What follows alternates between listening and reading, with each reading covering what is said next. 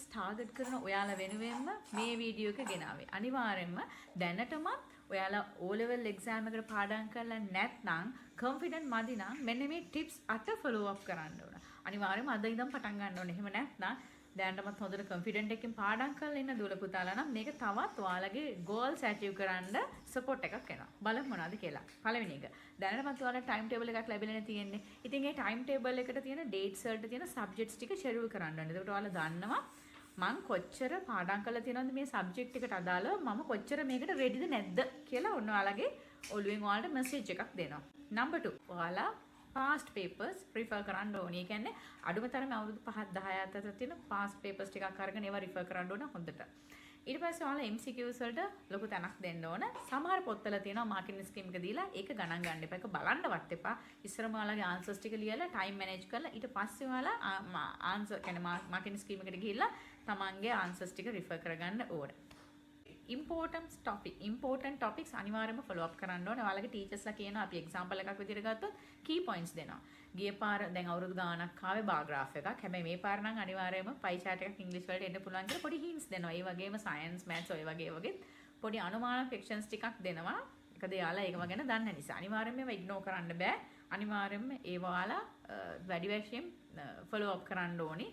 ඒක තවත් එක දෙයක්. revision techniques මේක අනිවාර්යයෙන්ම compulsory අත්‍යවශ්‍ය දෙයක්. flash cards මේ flash cards වල ඔයාලා short notes වගේ එක එක key points ලියා ගන්නවා. ඒවා අනිවාර්යයෙන්ම නැවත refer කරන්න ඕනි. සහ තවත් එකක් mind map. මේ mind map එක ඔයාලට වැදගත් වෙනවා history, civic, geography especially science වගේ subject වලට ඔයාලා mind map එකක් තියාගෙන වැඩ කරන්නේ. ඉතින් ඒක අනිවාර්යයෙන්ම refer කරන්න ඕන. daily revision. මේ daily revision කියන එකත් ගොඩක්ම අත්‍යවශ්‍ය දෙයක්. ඒ කියන්නේ අඩු ගානේ morning 30 minutes night 30 minutes අනිවාර්යයෙන්ම ඔයාලා පාඩම් කරනවට අමතරව රිවිෂන් කරන්නම ඕනේ. ඊට අමතරව teach someone else. ඒ කියන්නේ පුතාලා ඔයාලා කාට හරි ගෙදර ඉන්න සතෙකුට වෙන්න පුළුවන්, චූටි නංගි කෙනෙකුට මල්ලි කෙනෙකුට වෙන්න පුළුවන්. එහෙම නැත්නම් බිත්තියකට හරි කමන්නේ. ඔයාලා මේ ඉගෙනගත්ත දේවල් උගන්වන්න ඕනේ. එතකොට අනිවාර්යයෙන්ම ඔයාලා මේකෙන් වෙන්නේ ඔයාලගේ mind. ඔයාලා දන්නවා මම දැන් මේ බොරුවක් උගන්වන්නේ ඇත්තක්ද කියලා ඔයාලම දන්නවා. එතකොට ඔයාලගේ confident එක හැදෙනවා. ඔයාලගේ මේක refer වෙන තමත් එතකොට වැඩි වශයෙන් ඔළුවේ තැම්පත් වෙන ප්‍රවණතාවය වැඩි. time management in exam මේක ගොඩාක්ම වැදගත් දෙයක්. ගොඩක් ළමයි MCQ වලින් පටන් ගන්න. සමහර ළමයි විතරයි MCQ වලින් පටන් ගන්න. MCQ තියෙන paper එක first paper එක අනිවාර්යයෙන්ම ඔයාලගේ ඉස්සරම් 40 questions at least එනවා. ඒක අනිවාර්යයෙන්ම ඔයාලා ඉස්සරම ඉවර කළා තමයි second paper එකට යන්න ඕන. MCQ වලත් අමාරු questions, difficult questions තියෙනවානේ. ඒවා දිහා ගොඩාක් වෙලා බලන කාලය යවන්න එපා. ටක් ගාලා ඒක අත්හැරියා. අනිත් ඒවාට ගිහිල්ලා ඉතිරි වෙන කාලෙන් අර අමාරු ඒවාට ඔයාලට mind relax වෙද්දී ඒකට answer එක ඔයාලට automatically හොයාගන්න පුළුවන්. healthy habits මේක අනිවාර්යෙන් adequate rest and sleep වේ. ඒ කියන්නේ අඩු ගානේ දවසට පැය 6ක් 7ක්වත් නිදා ගන්න ඕන. ඔයාලගේ mind එක අර නිකන් rechargeable battery එකක් වගේ. ඒකට ඔයාලගේ relax වුණොත් විතරයි ඔයාලගේ capacity එක වැඩි වෙන්නේ. habits කියන්නේ අනිවාර්යෙන්ම ඔයාලා 6 to 7 hours adequate rest and sleep එකක් තියෙන්න ඕනේ. කියන්නේ ප්‍රමාණවත් නිින්දක් ගන්න ඕන. ගොඩක් ළමයි ගොඩාක් වෙලාවට යාලගේ ඇස් දෙකෙන් පේනවා නිදි මරනවා යාලා පාඩම් කරනවා කියලා. හැබැයි ඒකෙන් එයාලට memory එක අඩු වෙනවා. අපි සාමාන්‍යයෙන් අපේ ඇඟත් මොලෙත් හරියට rechargeable battery එකක් වගේ. ඉතින් ඒ නිසා ඔයාලා අනිවාර්යයෙන්ම මේකට support එකක් විදිහට අනිවාර්යයෙන්ම ඔය පැය 6ක් 7ක් නිින්ද ගන්න ඕනේ. එතකොට තමයි ඔයාලා සාමාන්‍ය පාඩම් කරන ඒවා high capacity එකකින් ඔයාලගේ brain එකේ load වෙන්නේ. තව එකක් තමයි මේ කාලේ ළමයි නිින්දයයි කියලා සමහරලාට ඉග්නෝර් කරනවා. හිතලම නිින්ද යන නිසාමත් නෙමෙයි කන්න වෙලාවක් නැහැ කියලා කෑම healthy eating habits ටික ඔක්කොම ඉග්නෝර් කරලා දානවා. බෑ ඒ කාලේ තමයි ළමෙක්ගේ අනිවාර්යයෙන්ම brain එකට හොඳට release වෙන්න ඕන. මොකද ඇඟ අපි ගොඩක් වෙලාට මහන්සි වෙනා මොලේ. ඉතින් ඒ නිසා අනිවාර්යයෙන්ම කෑම කියන එක අත්‍යවශ්‍යයි.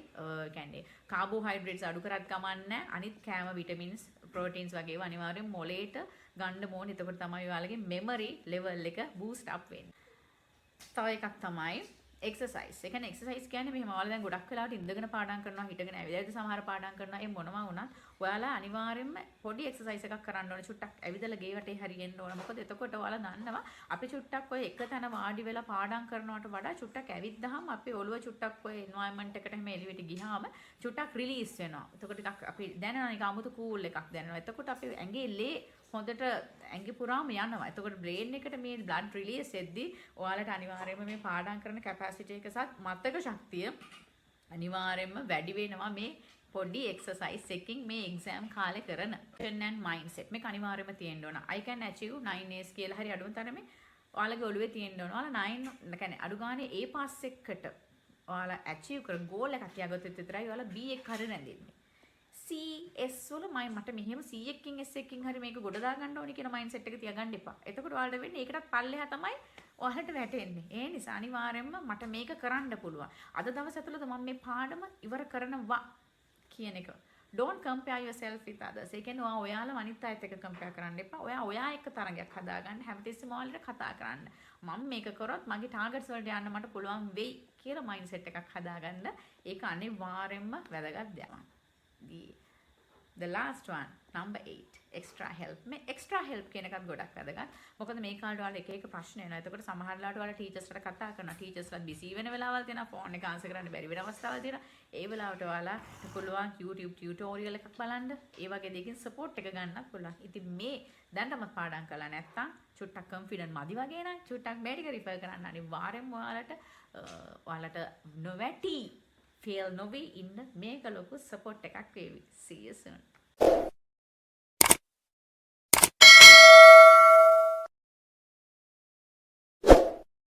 O-level 9 years target කරන ඔයාලා වෙනුවෙන්ම මේ වීඩියෝ එක ගෙනාවේ. අනිවාර්යෙන්ම දැනටම ඔයාලා O-level exam එකට පාඩම් කරලා නැත්නම් confident මදි නම් මෙන්න මේ tips 8 follow up කරන්න ඕන. අනිවාර්යෙන්ම අද ඉඳන් පටන් ගන්න ඕනේ. එහෙම නැත්නම් දැනටමත් හොඳට confident එකකින් පාඩම් කරලා ඉන්න දුවල පුතාලා නම් මේක තවත් ඔයාලගේ goals achieve කරන්න support එකක් වෙනවා. බලමු මොනවද කියලා. පළවෙනි එක. දැනටමත් ඔයාලට time table එකක් ලැබිලා තියෙන්නේ. ඉතින් ඒ time table එකට තියෙන dates වලට තියෙන subjects ටික schedule කරන්න ඕනේ. එතකොට ඔයාලා දන්නවා මං කොච්චර පාඩම් කරලා තියෙනවද මේ subject එකට අදාළව මම කොච්චර මේකට readyද නැද්ද කියලා ඔන්න ඔයාලගේ ඔළුවෙන් ඔයාලට message එකක් දෙනවා. number 2. ඔයාලා past papers refer කරන්න ඕනේ. ඒ කියන්නේ අඩුම තරමේ අවුරුදු 5 10 අතර තියෙන past papers ටිකක් අරගෙන ඒවා refer කරන්න ඕන හොඳට. ඊට පස්සේ ඔයාලා MCQs වලට ලොකු තැනක් දෙන්න ඕන. සමහර පොත්වල තියෙනවා මාර්කින් ස්කීම් එක දීලා ඒක ගණන් ගන්න එපා. ඒක බලන්නවත් එපා.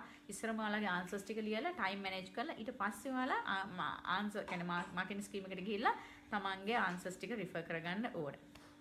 important topics අනිවාර්යයෙන්ම follow up කරන්න ඕනේ. ඔයාලගේ ටීචර්ස්ලා කියනවා අපි example එකක් විදිහට ගත්තොත් key points දෙනවා.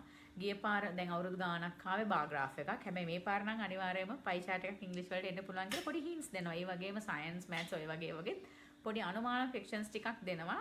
එකද යාලා ඒකම ගැන දන්න නිසා. අනිවාර්යයෙන්ම මේවා ignore කරන්න බෑ. අනිවාර්යයෙන්ම ඒ ඔයාලා වැඩි වශයෙන් follow up කරන්න ඕනේ. ඒක තවත් එක දෙයක්. Revision techniques මේක අනිවාර්යයෙන්ම compulsory අත්‍යවශ්‍ය දෙයක්. flash cards මේ flash cards වල යාලා short notes වගේ එක key points ලියා ගන්නවා. ඒවා අනිවාර්යයෙන්ම නැවත refer කරන්න ඕනි. සහ තවත් එකක් mind map. මේ mind map එක ඔයාලට වැදගත් වෙනවා history, civic, geography especially science වගේ subject වලට ඔයාලා mind map එකක් තියාගෙන වැඩ කරන්න. ඉතින් ඒක අනිවාර්යයෙන්ම refer කරන්න ඕන. daily revision. මේ daily revision කියන එකත් ගොඩක්ම අත්‍යවශ්‍ය දෙයක්. ඒ කියන්නේ අඩු ගානේ morning 30 minutes night 30 minutes අනිවාර්යයෙන්ම ඔයාලා පාඩම් කරනවට අමතරව රිවිෂන් කරන්න ඕනේ. ඊට අමතරව teach someone else. ඒ කියන්නේ පුතාලා ඔයාලා කාට හරි ගෙදර ඉන්න සතෙකුට වෙන්න පුළුවන්, චූටි නංගි කෙනෙකුට මල්ලි කෙනෙකුට වෙන්න පුළුවන්. එහෙම නැත්නම් බිත්තියකට හරි කමන්නේ. ඔයාලා මේ ඉගෙනගත්ත දේවල් උගන්වන්න ඕනේ. එතකොට අනිවාර්යයෙන්ම ඔයාලා මේකෙන් වෙන්නේ ඔයාලගේ mind. ඔයාලා දන්නවා මම දැන් මේ බොරුවක් උගන්වන්නේ ඇත්තක්ද කියලා ඔයාලම දන්නවා. එතකොට ඔයාලගේ confident එක හැදෙනවා. ඔයාලගේ මේක refer වෙන තමත් එතකොට වැඩි වශයෙන් ඔළුවේ තැම්පත් වෙන ප්‍රවණතාවය වැඩි. time management in exam මේක ගොඩාක්ම වැදගත් දෙයක්. ගොඩක් ළමයි MCQ වලින් පටන් ගන්න. සමහර ළමයි විතරයි MCQ වලින් පටන් ගන්න. MCQ තියෙන paper එක first paper එක අනිවාර්යයෙන්ම ඔයාලගේ ඉස්සරම් 40 questions at least එනවා. ඒක අනිවාර්යයෙන්ම ඔයාලා ඉස්සරම ඉවර කළා තමයි second paper එකට යන්න ඕන. MCQ වලත් අමාරු questions, difficult questions තියෙනවානේ. ඒවා දිහා ගොඩාක් වෙලා බලන කාලය යවන්න එපා. ටක් ගාලා ඒක අත්හැරියා. අනිත් ඒවාට ගිහිල්ලා ඉතිරි වෙන කාලෙන් අර අමාරු ඒවාට ඔයාලට mind relax වෙද්දී ඒකට answer එක ඔයාලට automatically හොයාගන්න පුළුවන්. healthy habits මේක අනිවාර්යෙන් adequate rest and sleep වේ. ඒ කියන්නේ අඩු ගානේ දවසට පැය 6ක් 7ක්වත් නිදා ගන්න ඕන. ඔයාලගේ mind එක අර නිකන් rechargeable battery එකක් වගේ. ඒකට ඔයාලගේ relax වුණොත් විතරයි ඔයාලගේ capacity එක වැඩි වෙන්නේ. habits කියන්නේ අනිවාර්යෙන්ම ඔයාලා 6 to 7 hours adequate rest and sleep එකක් තියෙන්න ඕනේ. කියන්නේ ප්‍රමාණවත් නිින්දක් ගන්න ඕන. ගොඩක් ළමයි ගොඩාක් වෙලාවට යාලගේ ඇස් දෙකෙන් පේනවා නිදි මරනවා යාලා පාඩම් කරනවා කියලා. හැබැයි ඒකෙන් යාලට memory එක අඩු වෙනවා. අපි සාමාන්‍යයෙන් අපි ඇඟත් මොලෙත් හරියට rechargeable battery එකක් වගේ. ඉතින් ඒ නිසා ඔයාලා අනිවාර්යයෙන්ම මේකට සපෝට් එකක් විදිහට අනිවාර්යයෙන්ම ඔය පැය 6ක් 7ක් නිින්ද ගන්න ඕනේ. එතකොට තමයි ඔයාලා සාමාන්‍ය පාඩම් කරන ඒවා හයි කැපැසිටි එකකින් ඔයාලගේ බ්‍රේන් එකේ ලෝඩ් වෙන්නේ. තව එකක් තමයි මේ කාලේ ළමයි නිින්දයයි කියලා සමහරලාට ඉග්නෝර් කරනවා හිතලම නිින්ද යන නිසාමත් නෙමෙයි කන්න වෙලාවක් නැහැ කියලා කෑම හෙල්දි ඊටින් හැබිට්ස් ටික ඔක්කොම ඉග්නෝර් කරලා දානවා. බෑ ඒ කාලේ තමයි ළමයෙක්ගේ අනිවාර්යයෙන්ම බ්‍රේන් එකට හොඳට රිලීස් වෙන්න ඕන. මොකද ඇඟ අපි ගොඩක් වෙලාට මහන්සි වෙනා මොලේ. ඉතින් ඒ නිසා අනිවාර්යයෙන්ම කෑම කියන එක අත්‍යවශ්‍යයි. කියන්නේ කාබෝහයිඩ්‍රේට්ස් අඩු කරත් කමන්නේ අනිත් කෑම විටමින්ස් ප්‍රෝටීන්ස් වගේ ඒවා අනිවාර්යයෙන් මොලේට ගන්න ඕනේ. එතකොට තමයි ඔයාලගේ මෙමරි ලෙවල් එක බූස්ට් අප් වෙන්නේ. තව එකක් තමයි එක්සර්සයිස්. ඒ කියන්නේ එක්සර්සයිස් කියන්නේ මෙහෙම ඔයාලා දැන් ගොඩක් වෙලාවට ඉඳගෙන පාඩම් කරනවා, හිටගෙන ඇවිදලා සමහර පාඩම් කරනවා. ඒ මොනවා වුණත් ඔයාලා අනිවාර්යයෙන්ම පොඩි එක්සර්සයිස් එකක් කරන්න ඕනේ. චුට්ටක් ඇවිදලා ගේ වටේ හරියෙන්න ඕන. මොකද එතකොට ඔයාලා දන්නවා අපි චුට්ටක් ඔය එක තැන වාඩි වෙලා පාඩම් කරනවට වඩා චුට්ටක් ඇවිද්දාම අපේ ඔළුව චුට්ටක් ඔය එන්වයරන්මන්ට් එකට එහෙම එළියට ගියාම චුට්ටක් රිලීස් වෙනවා. එතකොට ටිකක් අපි දැනෙනවා නිකන් 아무තු කූල් එකක් දැනෙනවා. එතකොට අපේ ඇඟේ ලේ හොඳට ඇඟි පුරාම යනවා. එතකොට බ්‍රේන් එකට මේ බ්ලඩ් රිලීස් එද්දී ඔයාලට අනිවාර්යයෙන්ම මේ පාඩම් කරන කැපැසිටි එක සත් මතක ශක්තිය අනිවාර්යයෙන්ම වැඩි වෙනවා මේ පොඩි එක්සර්සයිස් එකකින් මේ එක්සෑම් කාලේ කරන and mindset මේක අනිවාර්යයෙන්ම තියෙන්න ඕන. I can achieve 9As කියලා හරි අඩුම තරමේ ඔයාලගේ ඔළුවේ තියෙන්න ඕන. ඔයාලා 9 කියන්නේ අඩු ගානේ A pass එකකට ඔයාලා achieve කර goal එකක් තියාගත්තොත් විතරයි ඔයාලා B එක හරිය නැඳින්නේ. CS වල මට මෙහෙම C එකකින් S එකකින් හරි මේක ගොඩ දා ගන්න ඕනේ කියන මයින්ඩ්සෙට් එක තියාගන්න එපා. එතකොට ඔයාලට වෙන්නේ ඒකටත් පල්ලෙහා තමයි ඔයාලට වැටෙන්නේ. ඒ නිසා අනිවාර්යයෙන්ම මට මේක කරන්න පුළුවන්. අද දවස් ඇතුළත මම මේ පාඩම ඉවර කරනවා කියන එක. Don't compare yourself with others. ඒ කියන්නේ ඔයාලා අනිත් අයත් එක්ක compare කරන්න එපා. ඔයා එක්ක තරගයක් හදාගන්න හැමතිස්සෙම ඔයාලට කතා කරන්න. මම මේක කරොත් මගේ targets වලට යන්න මට පුළුවන් වෙයි කියලා මයින්ඩ්සෙට් එකක් හදාගන්න. ඒක අනිවාර්යයෙන්ම වැදගත් දෙයක්. The last one, number 8, extra help. මේ extra help කියන එකත් ගොඩක් වැදගත්. මොකද මේ කාලේ ඔයාලා එක එක ප්‍රශ්න එනවා. එතකොට සමහර වෙලාවට ඔයාලා ටීචර්ස්ලට කතා කරනවා. ටීචර්ස්ලා බිසි වෙන වෙලාවල් තියෙනවා. ෆෝන් එක ආන්සර් කරන්න බැරි වෙන අවස්ථාවල් තියෙනවා. ඒ වෙලාවට ඔයාලා පුළුවන් YouTube tutorial එකක් බලන්න. ඒ වගේ දෙයකින් support එක ගන්නත් පුළුවන්. ඉතින් මේ දැන්ටම පාඩම් කළා නැත්තම් චුට්ටක් confident මදි වගේ නම් චුට්ටක් මේක රිෆර් කරන්න අනිවාර්යෙන්ම ඔයාලට නොවැටි fail නොවේ ඉන්න මේක ලොකු support එකක් වේවි. See you soon.